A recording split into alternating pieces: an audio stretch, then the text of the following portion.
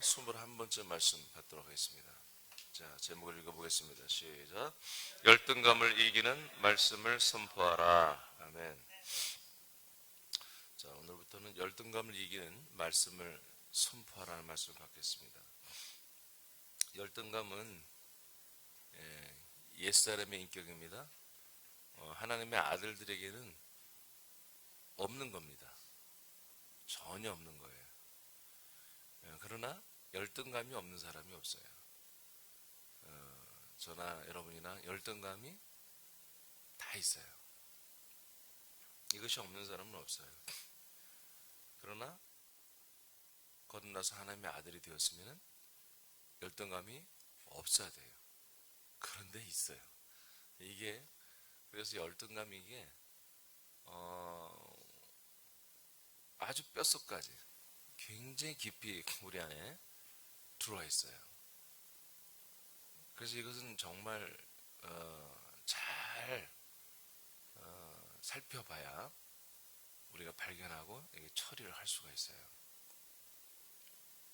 이것은 열등감은 마치 무엇과 같냐면 이 암세포로 예를 들어서 표현하면 이 잘 전이가 되는 암세포들 있잖아.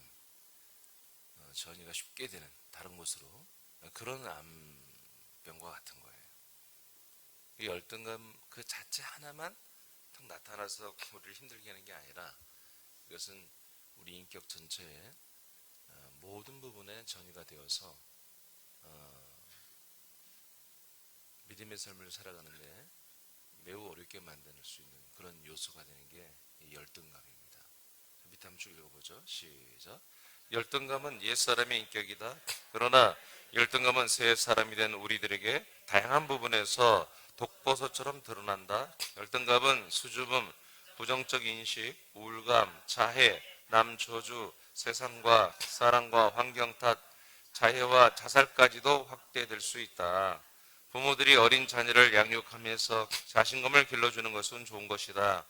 그러나 믿음의 관계가 없는 자신감은 또 다른 열등감을 생산해낼 뿐이다. 모든 분야에서 정상에 서지 못한다면 열등의식에서 해방될 수 없다. 아멘. 그래서 요즘에 이제 예전하고 달리 예전에는 저희 어렸을 때만 해도 자녀 교육이라고 하는 것이 예의 바르게 그리고 어른들 보실 때에 얘가 참 됐다 그렇게 교육을 시켰어요. 그래서 애들을 기를 살리는 게 아니라 기를 죽였죠. 그래서 어른들 보면 인사 잘하게 하고 어디 가서 까불지 말고 밥 먹는 데서 말하지 말고 하여튼 그런 하여튼 우리 부모님도 유교는 잘 모르면서 어깨너머로 배운 유교를 전부 가르쳐서 저는 그런 면에서 굉장히 모범생이었습니다. 저는 좀 조용한 편이어서 근데 어느 날부터 어떻게 보면 우리 부모 저 같은 세대들이죠. 보면 자녀들을 기르는데 교육법이 바뀌었죠. 완전히 아이들의 길을 살려주고 밝고 명랑하고 자신감 그래서 세상에 너밖에 없어 너가 최고야 이런 식으로 교육을 시키는 게 정상적이고 요즘에는 어떤지 모르겠어요. 우리 때 이제 그렇게 바뀌기 시작했죠. 그래서 아이들의 자신감을 심어주고 인간관계나 모든 면에서 좀 적극적이고 능동적이고 이런 식으로 좀 교육을 시켰죠. 부모들이 특히 엄마들이 아이들을 그렇게 가르쳤어요. 근데 그렇게 했다고 해서 애들이 밝고 명랑하다고 해서 열등감이 없느냐 그렇지 않아요. 설정이 큰 만큼 또 열등감은 커지는 것이거든요. 그래서 이 세상에 탑이 되지 않는 이상은 늘 어떤 그런 열등감이나 밀리는 것을 다 겪고 있죠. 뭐 외모 또는 내면, 외면 모든 면에서 사람에게는 열등감이 다 존재해요. 오늘 이 시간, 오늘과 아마 내일 이틀 내지는 3일 정도 열등감에 대한 말씀을 우리가 받을 텐데 우리에게는 없어야 됩니다. 그런데 있는 게 있거든요. 그런 것들은 이번에 열등감은 잘 뽑아내야 돼요. 이게 아주 꼭꼭 숨어있는 놈들이 이것들은 잘 안 나타나요. 근데 아주 우리 정말 인격 깊숙이 잘 박혀 있거든요. 이번에 다 색출해서 처리하시기 바랍니다. 자, 첫째 오늘 우리가 받은 말씀은 사탄이 주관하는 열등감이에요. 사단이 계속 주관하고 있습니다. 사단이 계속 이런 열등감들을 조장하고 사람들이 그 열등감에 한마디로 잡히게 만들고 그것 때문에 여러 부분에서 생활과 믿음 생활에 큰 해를 끼치는 그런 부분입니다. 그 밑에 파란 글씨 읽어봐요. 시작. 열등감은 미래에 대한 두려움을 가지게 하며 실패할 것을 믿게 한다. 미래에 대한 두려움. 어떤 일을 시작할 때의 두려움. 일을 안 해도 두렵고 어떤 일을 새로 시작하면 더 두렵고 그리고 뭔가 일을 하면 잘 안 될 거야 라고 하는 그런 기대를 갖게 하는 거예요. 이것이 어디서 오느냐? 이건 열등감에서 오는 거예요. 우리 안에 선악과가 있기 때문에 무엇이 우월하고 무엇이 열등한지를 우리는 알아요. 내 기준에 의해서. 그런데 우리가 인생을 처음 조금 살았을 때는 멋모르고 막 하지만 좀 살다 보면은 학교도 다녀보고 하면 뜻대로 안 되거든요. 급 우울해지고 자신감이 없어지면서 열등감을 자기도 모르게 쌓기 시작하죠. 근데 그것이 사단의 그 공중권세 잡은 사단이 세상을 지배하고 다스리고 사람들을 인도하면서 그때 우리 어렸을 때부터 계속 사단의 인격을 우리 안에 집어넣는 것 중에 하나가 이 열등감이거든요. 이 열등감은 하여튼 모든 생활 전반에 다 적용을 시켜버리는 거예요. 자, 한번 성경을 통해서 우리가 한번 보겠습니다. 출애굽기 4장 1절을 보죠. 읽어봐요. 선포합니다. 시작.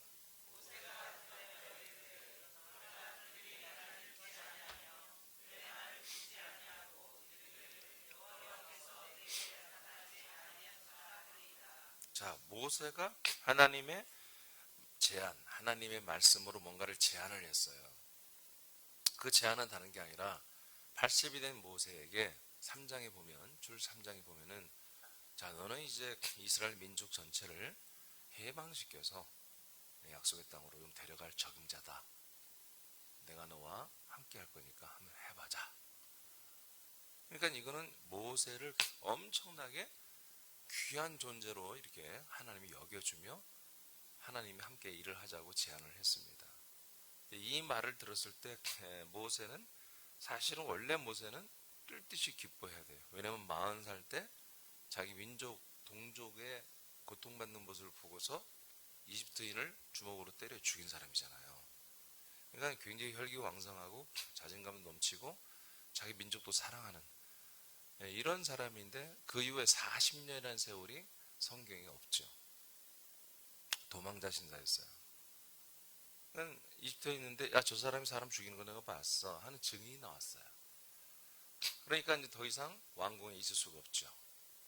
그래서 도망 다니는 신세가 40년이 지난 거예요. 그 40년이라는 세월 속에서 모세는 성경에도 기록이 없지만 모세는 자신감을 다 잃었을 거예요. 그리고 자기가 히브리인이며 여호와 하나님을 섬기고 믿어야 할 이런 것들도 거의 아마 많은 부분에서 상실하고 살았을 거예요. 그러니까 자신감을 잃고 그냥 평범하다 못해 더 낮은 그리고 이제는 노인까지 되어버린 이런 신세가 되었기 때문에 이 열등감은 그 안에 굉장히 있을 수밖에 없는 거예요. 왜냐하면 이 사람이 왕자지만 설이란 말이에요. 진짜 왕자가 아니에요. 그냥 여러분 알다시피 이집트의 파라오의 딸이 그냥 양아들로 기른 애예요. 그건 진짜 왕자가 아니에요. 왕궁에 살았지만 왕궁에서도 항상 치이는 자죠. 진짜 왕자들 아마 그 이집트 파라오의 딸에게 엄마라고는 불렀겠지만 다른 형제들은 아마 형이라고 제대로 부르지 못했을 거예요. 그랬다가는 형들이 싫어했을 거예요. 그런 밀려난 그런 신사였고 이제 또 40살 이후로는 살인자가 되어서 도망다녔기 때문에 이 사람은 어렸을 때부터 이런 아주 엄마로부터 분명히 유모로부터 믿음의 교육은 받았겠지만 약속에 대한 말씀은 받았겠지만 그러나 모든 삶의 상황은 열등감에 사로잡힐 수밖에 없는 거죠. 항상 이제 나보다는 남들이 더 좋아 보이고 내가 하는 것보다 다른 사람이 하는 것이 더 크게 보이고 하는 그런 열등감에 잡힐 수밖에 없죠.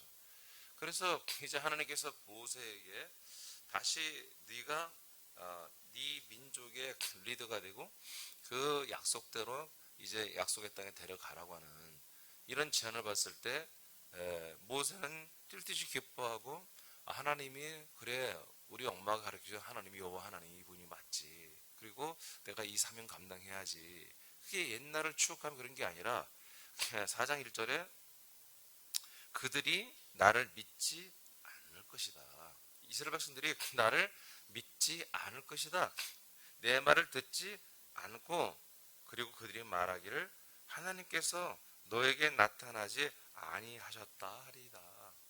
안 믿을 거란 거예요. 자기를 그들이 신뢰하지 않을 거란 거예요.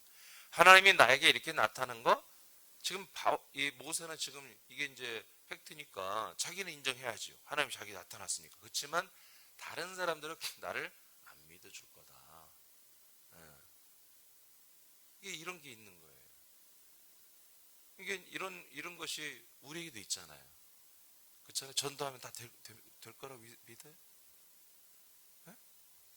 살짝 조금 밀린 게 있죠. 약간 그런 게 열등감에서 원래 쌓인 게 오는 거예요. 나도 저도 이제 예를 들어서 처음에 이제 이 그리스도의 복음이 터졌을 때 처음엔 너무 좋았죠. 나도 2004년 4월 마지막 날 밤에 이게 이제 밤 9시쯤에 터지고 그 다음날 이제 새벽부터 말씀을 선포를 하기 시작했는데 그 다음 5월 1일 날 다 알았느냐 그렇지는 않아요. 그래서 몇 달을 지났습니다. 몇 달을 지나고 말씀이 얼핏 이제 파노라마처럼 전체 뼈대가 맞춰지고 하나님이 전체 경륜과 뜻이 딱 맞춰지는 한 5, 6개월 지나고 이제 그것이 완전하게 세팅이 된 한 1년 지난 다음에 세팅이 되는데 세팅이 딱 되고 나서 제가 느끼는 감정은 뭐냐면 이게 엄청난 말씀인데 엄청난 하나님의 일이며 정말 이건 큰 사명인데 나는 안 되겠다. 그런 마음 솔직히 들었어요. 나는 안 되겠는데. 그래서 계속 두려움이 왔어요. 두려움이 왔어요. 이거는 거의 이단인데.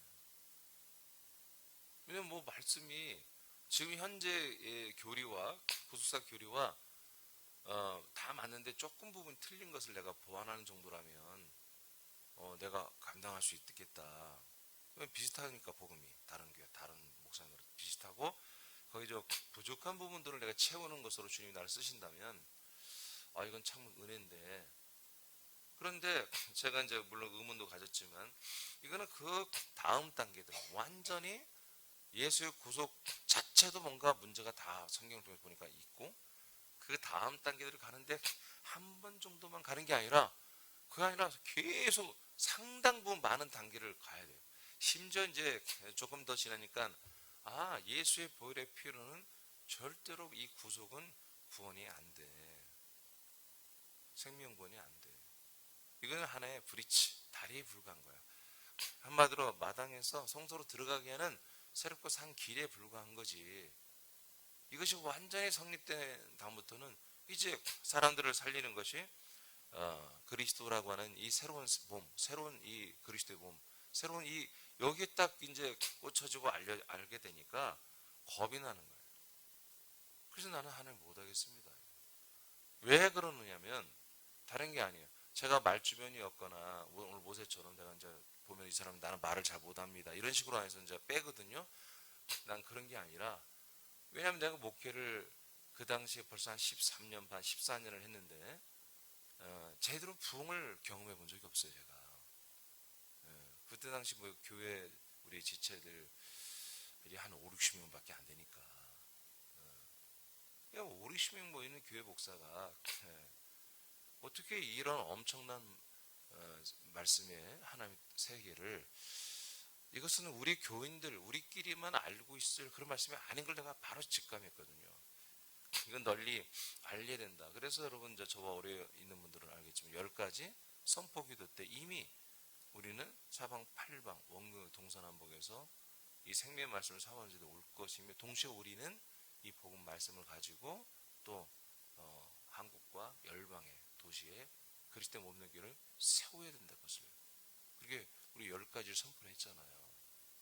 2004년도부터 했어요. 그거를 말쯤에. 그렇게 될 수밖에 없는 것이 이 내용이. 근데 그것을 내가 할 수 있느냐? 화살 따라가네요. 그냥 하나님 시켜주면 할 수는 있어요. 제가 왜? 여하튼 그런 근거 없는 자신감은 늘 제게 있었어요. 하나님 사용하게 하시면 내가 할 수 있지, 뭐 아직 못할 게 뭐가 있어. 그런데 이것은 어느 정도의 어떤 부흥을 이루고 그런 차원이 아니라, 이것은 정말 어마어마하게 알리고 확장해야 돼. 예.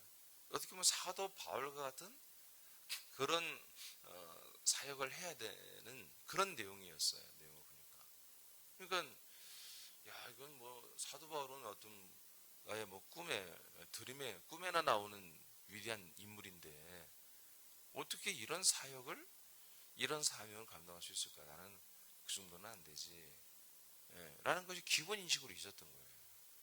왜냐면 13년 반을 목회하는 동안에 이런 부흥, 이런 확장, 이런 말씀의 확장을 경험해보지 못했어요. 예, 한 번도 경험해보지 못했어요. 근데 이것이 될까? 내 생각에는 안 될 거란 말이에요. 예, 그렇게 해서 상당 기간 제가 많이 이제 몸살 알았죠. 힘들었죠. 내가 솔직히 고백하면은 그 이후에도 그래, 하나님은 나를 통해서 사도 바울과 같이 이렇게 나를 사용하시겠지. 그리고 이 그리스도의 복음은 정말 편만하게 바울처럼 일로리고 로마까지 편만하게 확장시킨 것처럼 나를 통해 하시겠지. 그렇게 할 거야. 분명히 될 거야. 라고 확증을 사실 강하게 갖지 못했어요. 계속 교회 현실은 그렇게 되지 못했기 때문에. 늘 저는 나름대로 주님의 말씀을 받고 그걸 한다 하지만 잘 교회에서는 그게 열매가 안 됐어요. 잘 안 됐어요. 뭐 우리 지체들이 다 이 말씀에 감동하고 기뻐하는 하지만 여전히 뭔가 역동적으로 변화와 뭔가 저와 함께 정말 생동감이 넘치며 펄떡펄떡 뛰면서 뭔가 이렇게 함께 하는 그런 지체들의 모습이 잘 안 보인 거예요. 여전히 옛사람 처리에 바쁘고. 그래서 제가 사실은 이제 와서 고백하지만 제가 알았어요. 이게 쉽게 빨리 될 일이 아니겠구나. 상당 기간 나나 우리 지체들이 훈련을 받아야 되고 다져져야 되고 씻겨져야 되고 온전해져야 하나님이 일을 하시겠구나. 그런 생각들을 좀 했죠. 그러니까 오늘 한 15년이 지난 지금 이 시점에도 사실은 우리의 모습이 아주 크게 향상된 건 아니죠. 조금. 그러니까 이런 부분에서 나는 개인적으로 이 열등감이나 이런 것이 왜 없겠어요? 인간적으로는 다 있는 거예요. 없는 사람은 없어요. 다 있어요. 그런데 이 사명을 우리가 감당하는 부분에서도 이런 우리들의 부정적 인식 잘 안 되니까 해야지만 되어야 되지만 실제는 잘 안 되니까 여기에 너무 우리가 익숙해지는 거예요. 나도 그렇고 여러분도 그렇고. 그래서 잘 되는 게 놀랍죠 우리는. 장수님 갑자기 이번 주도 막 전도를 하기 시작해. 전도는 하겠지. 근데 안 돼. 근데 이번 주부터 막 사람을 데리고 시작하면 내가 더 제일 놀랄 거야 아마. 그게 당연해야 되는데 이게 우리가 뼛속까지 어떤 열등감이나 부정적 인식이 아직도 박혀있는 부분이 있는 거예요. 그러니까 이 복음의 확장, 이 생명의 확장, 이런 거에 별 관심이 없는 사람은 이런 데 못 느끼죠. 여기에 정말 목숨 걸고 하고 싶어 하는 사람, 생명 걸고 하고 싶어 하는 이런 사람들은 여기에 잘 돼야 되거든요. 이것이. 이게 잘 안 되면 굉장히 괴로운 것이거든요. 모세는 분명히 자기가 이집트 히브리인 걸 알고 있어요. 그리고 자기 민족이 종살이하고 고통받는 거 마음 아파해요. 언젠가 이들을 해방시키고 싶은 그런 열망이 있었을 거예요. 근데 그런 제안이 왔을 때 노예예요. 못해요. 이 사람의 인생이 항상 설이었어요. 정식적으로 뭔가 존중받는 사람이 아니었던 거죠. 우리도 어느 부분에서 그런 경험들이 있는 거예요. 뼛속까지. 지금 우리가 아들들이 되었음에도 불구하고 우리가 해야 할 사명이 뭔지를 명확히 알고 그것을 위해서 우리가 정말 불살라서 몸을 불살라서 한번 해보고 싶은데 사실 그렇게도 못해요. 근데 해야 할 거라고는 알고 있어요. 그런 데서 오는 여러 가지 그런 답답함이나 부정적인 인식이 뼛속까지 있는 거죠. 그래서 우리는 그래서 기도가 여러분 힘있게 안 되는 거예요. 좀 이번 기회에 바꿉시다. 우리는 이런 열등감에 부정적인 인식에 잡혀 살으면 그건 옛사람이에요. 그래서는 절대 안 돼요. 자, 그 다음에 10절 13절 시작. 모세가 여호와께 아뢰되 오 주여 나는 본래 말을 잘 못하는 자니이다. 주께서 주의 종에게 명령하신 후에도 역시 그러하니 나는 입이 뻣뻣하고 혀가 둔한 자니이다. 여호와께서 그에게 이르시되 누가 사람의 입을 주었느냐 누가 말 못하는 자나 못 듣는 자나 눈 감은 밝은 자나 맹인이 되게 하였느냐 나 여호와가 아니냐 이제 가라 내가 너의 입과 함께 있어서 할 말을 가르치리라. 모세가 이르되 오 주여 보낼 만한 자를 보내소서. 자, 계속 3장 전체에 하나님이 여호와의 사자가 와가지고 이제 모세에게 미션을 줬죠. 이게 4장 한 장 전체를 듣고 나서 딱 결론이 뭐냐면 난 못해요. 그러니까 다시 또 2절부터 하나님 설득을 해요. 다 듣고 나서 10절에서 뭐라고 그래요? 나는 못하는 이제 핑계를 대는 거죠. 나는 말을 잘 못합니다. 혀가 뻣뻣하다 이거예요. 그러니까 하나님이 또 그걸 설득해요. 너 말 못하냐? 내가 네 입술을 지었고 네가 말할 수 있는 기능을 내가 줬어. 뭘 못해? 그럼 영 못하겠다면 내가 너와 함께하면서 너의 할 말을 내가 다 지시할게. 됐지? 이제 하고 이제 하나님께서 협상을 끝냈어. 저 같으면 하나님, 웬만큼은 이게 좀 일이 할 만큼 하는 걸 절대 주셔야죠. 이건 우린 나라에서만 할 일도 아니고 지금 보니까 내가 신학계를 다는 모르지만 그래도 내가 목회를 벌써 14년을 했고 신학을 다 전공했고 내가 지금 전 세계 신학이 어떤 신학인지 아는데 이건 새로운 신학이고 이건 어떻게 전할 내가 그릇이 안 돼요. 똑같은 거예요. 쉽지 않겠어요. 하고는 싶어요. 이게 굉장히 위대한 것인데 근데 그냥 우리 교회에서만 이렇게 좀 데리고 성도들 데리고 할 일이지 이게 나 같은 존재가 어떻게 한국과 그 열방까지 바울처럼 이렇게 이 새로운 복음을 전할 수 있겠습니까? 그런 거 똑같은 거죠. 모세는 안 된다는 거예요. 하나님이 난 이미 알고 있죠. 내가 말한 게 아니라 성령이 내 안에서 말하는 거 뭐 다 알고 있지. 이미 그때 저는 은사세계가 다 열렸고 말씀이 어느 정도 열렸고 나름대로 자신감도 있었던 그 젊었을 때고요. 40대 초반이었고요. 그러니까 얼마든지 가능하다고는 알고 있지만 그런데 이게 규모가 너무 크단 말이에요.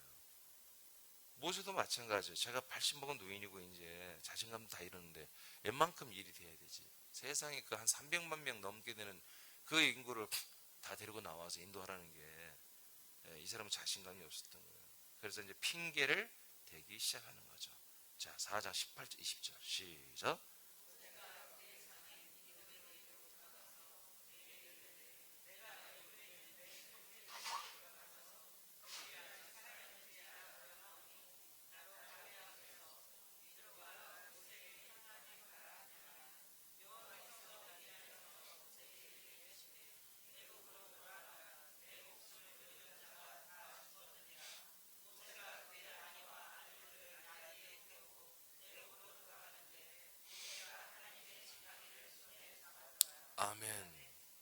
결론은 어땠습니까? 결론은 하나님이 주신 모세 지팡이, 그 지팡이를 짚고 이제 가족들과 함께 이집트로 갑니다. 이제 결국 하나님의 그 말씀, 명령 앞에 모세는 순종을 하기로 갔습니다. 장인에게 가서, 이드로에게 가서 내가 애굽에 있는 내 형제들에게로 돌아가서 그들이 아직 살아있는지 알아보려 합니다. 이 정도로 하고 한마디로 나를 좀 이제 가게 하소서. 그러니까 80이 넘었는데도 주권이 전혀 없는 거예요. 하나님이 나를 부르셨습니다. 우리 민족을 우리가 약속받은 땅이 있는데 그 땅으로 가라고 합니다. 뭐 이렇게 말을 해야 돼요. 사명을 받고 왔는데도 자신감이 없으니까 이렇게 표현하는 거예요. 한번 우리 동족들을 한번 보러 가야 되겠습니다. 살아있는지.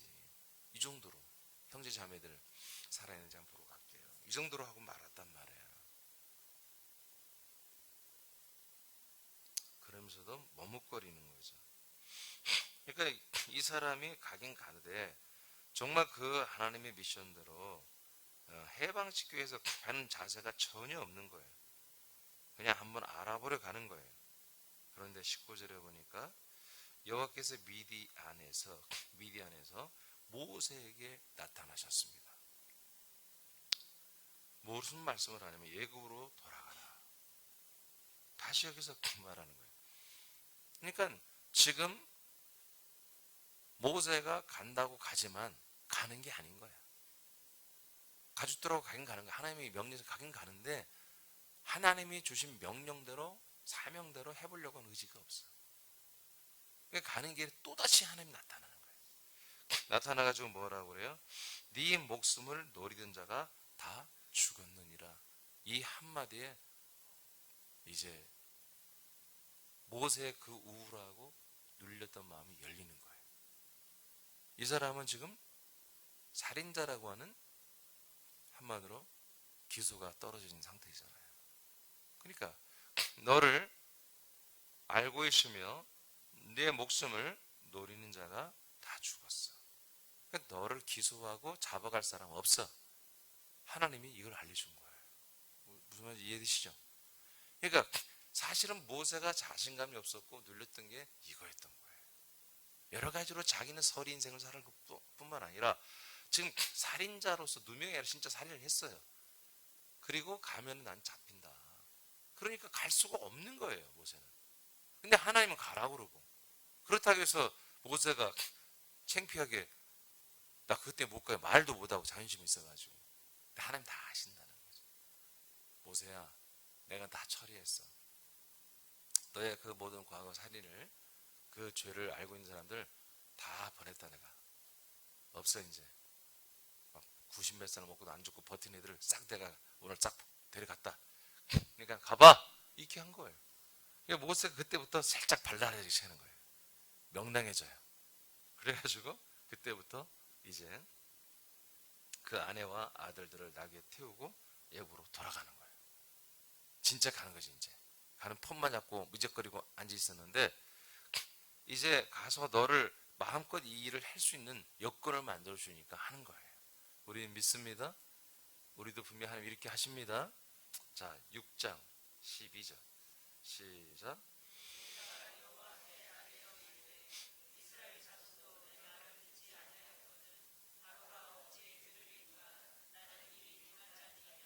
또 버텨, 또 버텨. 그러니까 이게 아주 뼛속까지 있는 거예요. 이 정도 갔으면 이제 순종해야 되는데 저나 여러분이나 사실은 모세보다 우리가 더 하죠. 이제는 뭐예요? 내 백성도 잘 안 들을 뿐만 아니라 하물며 내 백성에 말한 것도 참 어려운데 아니 그 위대한 세계를 제패하는 그 이집트의 파라오에게 내가 말하면 그 파라오가 말을 듣겠습니까? 안 들을 것 같은데요? 하고 또 이렇게 부정적인 인식으로 하는 거예요. 왜? 이 왕가는 자기에게 두려움이에요.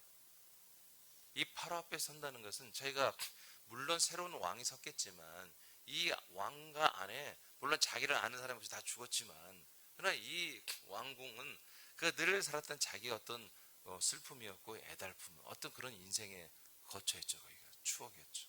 그러니까 안 좋은 추억이 많은 거죠. 거기가 왕 앞에 서서 그 왕에게 자기가 명령을 해야 되거든요. 우리 백성 다 내보내야 된다. 근데 너무너무 그게 힘든 거죠, 사실은.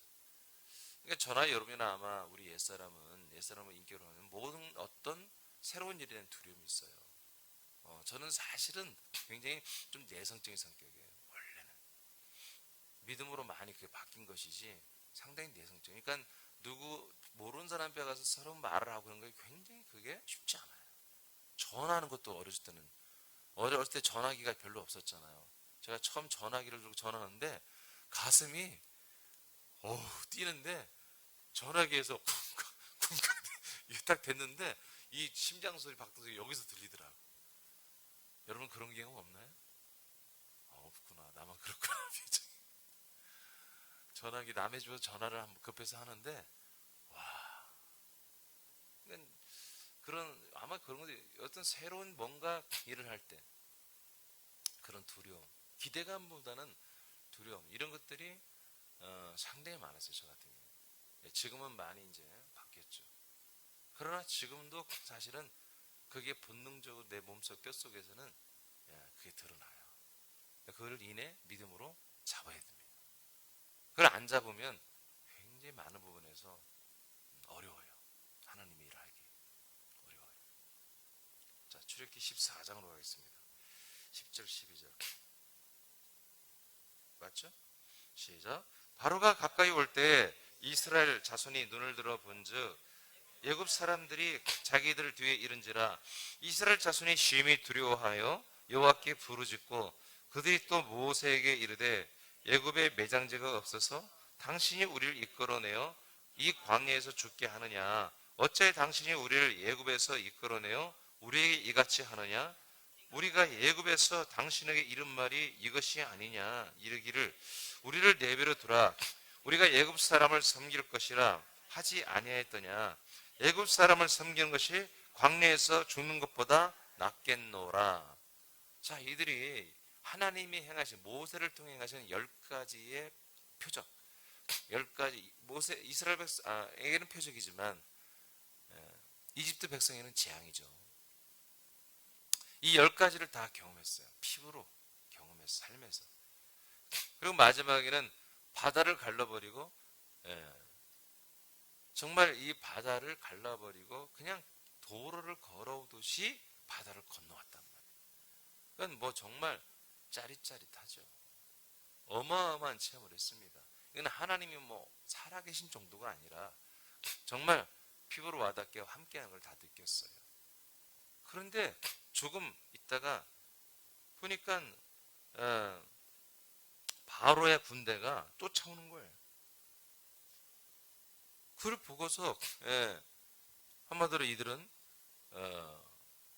입에서 나오는 말이 아니 모세야 이집트에는 우리 매장제가 없다냐 우리가 죽으면 시체 묻을 데가 없냐 굳이 여기까지 광야까지 데리고 나가서 우리를 한마디로 노상에 죽게 만들려고 하느냐고 180도로 돌변합니다.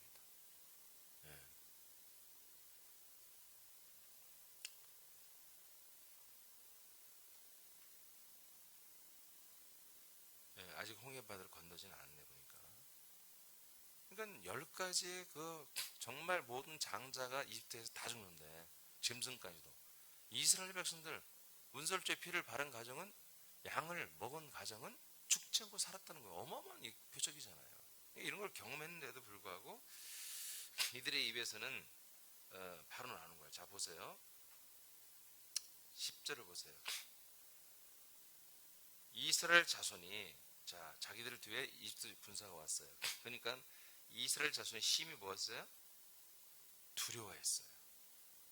그러니까 열등감은 반드시 제일 먼저 오는 게 뭐냐면 두려움을 갖다 줘요. 이스라엘 백성이 지금 어디에 살았습니까?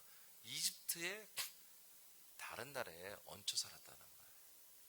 처음에 요셉의 가문은 얹혀 살은 게 아니라 귀빈으로 가 살았죠. 그러나 그의 세대가 흘러가며 400년이 지나면서 이들은 노예로 전락했잖아요. 그래서 이들의 삶은 정말 이집트 백성들보다 한참 하급으로 우리 조선시대 때 일본의 지배를 받아서 일본의 국민들보다 우리는 하등 조선징이라 해서 정말 하등 취급받았잖아요. 걔들이 버린 것 우리가 먹고, 예. 미군들이 버리는 거 먹고, 예. 그렇게 하등하게 살거든요. 기분이 좋고래. 우리 어렸을 때마다 미군들 보면 기분이 좋고래 그랬거든요. 그러니까 이스트 백성들 밑에서 사는 이 이스라엘 사람들은 노예 생활을 하면서 계속 열등감에 아주 절어 살았죠. 절어서. 그러니까 그런 상태에서 통쾌하게 하나님이 10가지 재앙을 통해서 이스트를 박살내고 이스라엘 백성들을 세우는 것을 이들은 경험해서 신나서 나오긴 나왔는데 조금 힘들어지니까 곧바로 다시 그 열등감, 노예 인식이 나오기 시작하는 거죠. 그래서 다시 두려움에 잡히는 거예요. 이 열등감은 항상 우리를 두려움에 잡혀놓고 사는 거예요. 그러니까 우리가 두려움, 긴장, 경직, 무슨 하나님의 일이 시작될 때 잘 안 될 거라고 하는 어떤 기대, 이런 것은 바로 다 두려움에서 오는 것이거든요. 이 두려움이 있으면 뭐예요? 사단이 역사할 수밖에 없는 거예요. 성령이 역사할 수가 없어요. 하나님의 전능하심도 이 두려워하는 자들에게는 하나님의 거룩한 일을 진행할 수가 없어요. 이렇게 뻐그러지는 거예요. 이렇게 열등감에 살고 있던 노예 생활했던, 평생을 그렇게 노예로 살았어요. 일평생을 그 이집트 나라와 국민들에게 눌려 살았어요. 그 결과치가 보니까 아무리 하나님을 경험하고 처음 했다 할지라도, 하나님을 믿는다 할지라도 결정적일 때는 이렇게 전락하는 거예요. 그러니까 저와 여러분도 여기에 자유로울 수 없어요. 여차하면 우리도 아들들이지만 옛날 옛사람, 사단 마귀의 노예 종로로 때 살아왔던 그런 것 속에서 두려움이 확 엄습해오며 자꾸 나는 못한다고 이렇게 빼고 악하고 게으른 종이 될 수 있다는 거죠. 민수기 13장 시작. 이스라엘 자손 앞에서 그 정탐한 땅을 악평하여 이르되 우리가 두루 다니며 정탐한 땅은 그 거주민을 삼키는 땅이요 거기서 본 모든 백성은 신장이 장대한 자들이며 거기서 네피림 우선인 아낙 자손의 거인들을 보았나니 우리는 스스로 보기에도 메뚜기 같으니 그들이 보기에도 그와 같았을 것이니라. 아멘. 그 밑에 파란 글씨 읽어봐요. 시작. 열등감은 남 탓, 남을 원망하며 일에 스톱 아닙니다. 자, 여기까지는 두려움이에요. 자, 두려움. 자, 이제 심지어 이제 가나안 땅에 다 가까이 왔어요. 약속의 땅에. 이제 가서 한마디로 이제 정탐을 가는 거예요. 자, 우리가 어떻게 저 땅을 차지할까? 전략을 짜기 위해서 정탐은 12명을 보냈죠. 보내서 이제 갔다 와서 보고대를 하는데 이제 10명의 보고가 뭡니까? 그 땅은 그 거주민을 삼키는 땅이에요. 난 이 표현이 뭔 말인지 잘 모르겠어요. 여러분 알겠어요? 이 땅이 무슨 말인지? 그 땅은 거주민들을 삼키는 땅이에요. 표현이 희한한 표현을 해. 아주 희한한 표현을 해요. 쉽게 말하면 군산에 왔더니 군산 땅을 딱 봤더니 군산 시민들 다 집어삼키게 생겼대. 그게 무슨 말이에요? 다 죽여버릴 것 같다는 거예요. 그냥 이 땅을 보니까 여기 사는 사람들이 오래 못 살겠어요. 살다가 다 금방 죽을 것 같아. 안 좋다는 거예요, 땅이. 하나님 뭐라고 했어, 이 땅을? 에? 조청과 굴이 흐르는 땅이라고 그랬죠. 그런데 실제로 와보니까 왜요? 아이고 얼마나 험악한지 이 땅이 제명에 못 살겠어. 에? 그냥 땅이 너무 척박하고 안 좋아서 한마디로 다 삼켜. 여기 사는 사람들 오래 못 살고 다 죽게 생겼어요. 이렇게 안 좋은 땅이에요. 하고 이 따위로 보호를 하는 거예요. 가장 악평을 한 거죠. 그 땅에 아주 가장 안 좋은 악평을 하는 거죠. 그리고 그 백성들은 신장이 얼마나 큰지 막 장대하다. 그러면서 어떻게 호들갑을 떠냐면 네피림의 후손. 네피림이 뭔지 아시죠? 창세기 1장 창조자들이죠. 네피림의 후손이 어디서 다 죽었는데 알겠습니까? 없습니다. 근데 이놈 새끼들이 또 어디서 들은 건 하여튼 이게 두려움에 빠지면요 어디서인지 하여튼 뭐 이상한 말을 다 갖고 와. 네피림의 후손이 아낙 자손의 거인들을 내가 보았다. 거인이라고 해요. 우리는 거기 보면 메뚜기 같다. 제가 군대 가서 훈련을 받는데 좀 생긴 것도 이렇게 한 친구가 있는데 나이가 그 친구가 군대 왔는데 26살이더라고요. 그러니까 대학원까지 마치고 온 거예요. 근데 내가 봐도 정상적인 사람이 아니야. 대학원 나온 애가 아니야. 내가 봐도 유치원 나온 것 같아. 모든 행동이 이상해. 그러니까 얘는 이 군대에 대한 두려움이 있었던 거예요. 책도 왜소하고. 이 군대가 자기는 막 너무 죽겠는 거예요. 그래서 훈련만 나가려고 하면 항상 교관 앞에 나가요. 그래서 자기는 무슨 이야기냐? 아프다. 나는 훈련 못한다. 막. 그래서 어떻게 복장이 어떠냐면 복장도 막 완전히 페인처럼 나가요. 군복을 입었는데 훈련복을. 그래가지고 이제 그 우리가 나눠준 하얀 손수건이 있었어요. 똑같이 나눠주는. 또 하얀색이 있어요. 희한하게. 절대 웃으면 안 돼요, 여러분. 그 손수건을 가지고 어떻게 하냐면 여기 우리가 마스크 있잖아요. 마스크인데 우리가 턱에다 이렇게 대면 턱 마스크잖아요. 턱스크라거나 꼭 그런 식으로 어떻게 꼬아가지고 만들어갖고 이렇게 해가지고 자기는 여기가 아프대.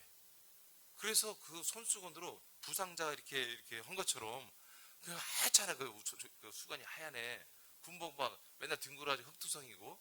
근데 거기만 꼭 아픈 부위만 묶고 가. 왜는 팔이 아프다. 그러면 팔을 묶고. 발이 아프다. 발에다 묶고. 발이 아프면 막 쩔룩거려 나가 막. 그래서 나 아프다 여기. 빼달라. 내가 보면 막 정말 불쌍해. 아니 26살 동생들이야 다. 이 훈련받는 애들이 지보단 다 거의 동생들이지. 그런데 아니 어떻게 그럴 수가 있지? 얘는 공포야. 이 군대가. 공포야. 그러니까 막 처음에는 다 안쓰럽다. 나중에 이제 하도 그러니까 개그야 이게 개그. 이제 아이들이 기대하는 거야. 오늘은 제가 어디 부위에다 붙여서 한번 머리에다 묶었어. 안 묻지만 머리에다 묶었어. 머리가 아프대. 근데 결과는 뭐냐? 한 번도 통과된 적이 없어. 오히려 빠따 맞고 발로 차고 막 매 맞아요 더. 근데 내가 봐서 맨날 가서 맞는데 왜 그러냐? 근데 얘는 공포에 두려움에 쌓였기 때문에 그렇지 않고 견딜 수가 없는 거야. 그래가지고 막 이렇게 항상 공포야 막 이렇게 훈련을 받는 거 보면은 여기 해가 넋이 나가 있어요. 근데 그러면 이 교관들 빼주면 안 빼줍니다. 끝내 저 끝에서 따라다니면서 그냥 맨날 징징대면서 끝까지 그러다가 너무 그 친구 나중에 궁금하더라고요. 두려움이 이렇게 확 잡히니까 상상을 초월한 행동을 해요. 거기 막 들이대는 거예요. 막 흰손수건을 막 머리에다 묶었다 다리에 묶었다. 근데 그게 이해는 돼요. 우리가 정말 겁나는, 정말 공포에, 정말 두려움이 잡히면요, 정말 졸렬하게 되는 거예요. 정말. 군대 안 갔다 온 분들은 몰라요. 진짜 공포. 아, 내가 죽겠구나.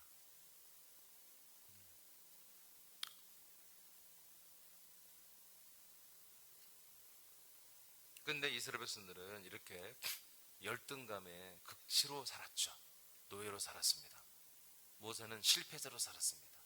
저와 여러분의 삶에도 사실은 이런 추억들이 있을 거예요. 이젠 추억이 돼야 되죠. 예, 안 좋은 것들이 있을 거예요. 가정사, 흙수저로 태어나고, 옛날에 뭐 금수저 어디 있겠어요? 다 흙수저죠. 여러 가지로 말 못할, 남에게 말 못할 아픔들이 있었을 거예요. 그리고 끝까지 말하지 마세요. 할 필요 없습니다. 이미 옛사람 죽었기 때문에.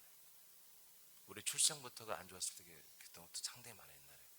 옛날엔 뭐 이렇게 아저씨들이 여러 여자를 데리고 살았는지 모르겠어요. 우리 어렸을 때 우리 한국 사회라는 것은 참 여러 부분에서 많이 어려웠어요. 힘들었어요. 그런 데서 고스란히 어렸을 때 그 모든 피해가 어린아이들에게 다 들어갑니다. 어린아이였을 때 엄마들은 왜 이렇게 또 이렇게 욕을 잘했는지 몰라. 네. 엄마들이 너무 힘드니까. 엄마들이 너무 힘들고 아빠들도 너무 힘든 거예요. 그 아빠들이 잘못된 게 아니, 나쁜 놈들이 아니라 세상이 너무 힘든 거예요.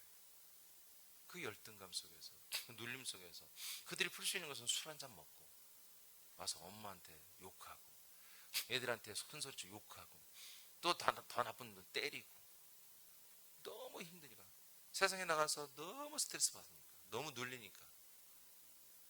그럼 그때 참 교회가 온전히 역할을 해주는 서로 대화하고 이렇게 하면 좋은데 옛날에는 대화하는 법도 몰랐죠. 무조건 힘드니까 들어오면 화내고 짜증내고. 그럼 엄마들이 처음에는 순종하다가 어느 정도 살다 보니까 이제 싸우기 시작하고. 그러면 세상에 나서 맨날 내 상전만 있는데 집 오니까 또 부인이 상전이요. 그러면 또 싸우고. 엄마들은 아빠 때문에 힘드니까 또 싸우고. 그 화풀이 자녀들한테. 이런 악순환이. 그래서 상처 주는 그런 욕을 참 많이 했죠. 심지어 어떤 엄마들은 너는 뭐로 태어났냐? 너 때문에 내가 죽겠다. 이런 말 막 무지막지 해버렸어요. 옛날에. 너무 힘드니까. 근데 애들이 좀 이해심이 있어서 엄마가 힘들구나. 그렇게 받아들이면 좋은데 그게 아니에요. 상처가 돼가지고 난 태어나지 말았어야 되는데. 진짜 옛날 둘째 아들은 막 그런 거예요. 형한테 하는 거 보니까 또 막내한테 하는 거 보니까 나한테 하는 거 보니까 난 태어나지 말았어야 돼. 그래서 막 삐뚤어진 게 참 많았잖아요. 요즘에는 새해까지 낳지 않으니까 그런 일이 없겠지만 그런 것들이 우리 뼛속까지 스며들어와 있어요. 근데 이제는 우리가 그것을 있는 정도가 아니라 버려야 돼요. 버려야 돼요. 표정들이 곱게 짜는 것처럼 다 그렇게 표정하고 있어요. 응? 버려야 돼요. 여러분 조금이라도 여러분 두려움이 있다면 그건 열등감에서 나온 거예요. 두려움이 있을 때 여러분 그걸 받아들이지 마십시오. 하나님 앞에서 하나님의 거룩한 일할 때 혹이라도 하나님께 누가 될까? 이 복음 앞에 내가 빛 앞에 뭔가 이런 거룩한 두려움이 있어야 되겠지만 모든 범사의 아들로 살아가는데 두려움이 엄습해 온다면 그거는 불신입니다. 계시록에 두려워하는 자들은 하나님이 나를 천국을 상속받을 수 없다고 유업으로 받을 수 없다고 기록되어 있습니다. 여러분 두려움을 내쫓으시기 바랍니다. 사랑은 두려움을 내쫓는다고 그랬죠? 그 사랑이 뭐예요? 믿음 안에서 오는 거예요. 내가 믿음이 이제 아들이 되었기 때문에 아버지를 사랑할 수 있고 내가 이웃들을 지체들을 사랑할 수 있는 것이거든요. 그러니까 믿음과 사랑은 정비례예요. 정비례. 우리는 아가페 사랑이에요. 그죠? 아가페 사랑이기 때문에 믿음과 사랑은 정비례입니다. 그러니까 믿음이 부족한데 사랑이 많은 것, 그거는 여러분 안 좋은 사랑이에요. 그건 정말 엽기적인 사랑 그리고 불륜을 할 사랑이 가능성이 굉장히 높은 거죠. 그런 사랑은 아예 못 박아버려야 됩니다. 아멘? 정도 못 박아버려야 됩니다. 예, 필로에 이런 사랑도 다 못 박아버려요. 우리는 정말 이 아가페 사랑으로 해야 돼요. 오늘 이후로 여러분 두려움이 뭔가 전도할 때도 두렵고 뭔가 하나님이 하는 것도 두렵고 뭔가 하나님 주신 새로운 사업을 하는 것도 두렵고 새로운 직장 가도 두렵고 그 두렵고 막 떨리고 그게 괴롭다면 힘들다면 여러분 그거는 사단 마귀 영의 역사입니다. 그걸 절대로 용납하지 마십시오. 아멘입니까? 예, 이게 뭔가 할 때 이 담 쪽이 쫙 저리고 담이 커야 돼요. 그래서 담대하다 그러는 거예요. 담대하다. 담에서 이게 느끼잖아요. 뭔가 좀 우리가 힘들고 막 공포스럽고 막 두렵고 막 그런 거 당황스럽고 그럼 담이 찌 이렇게 느껴지는 몸이 오는 거예요. 전율이. 이런 그런 것이 점점 없어져야 됩니다. 우리는 믿음으로 삽니다. 자, 내일 이어서 이제 오늘은 두려움, 바로 열등감은 두려움을 가지게 합니다. 그리고 이 우리들이 모든 하는 일이 잘 안 될 것 같은 그런 기대감을 갖게 해버리거든요. 여러분 이런 우리 두려움과 이런 나쁜 부정적 기대감은 십자가 못 박았습니다. 죽었습니다.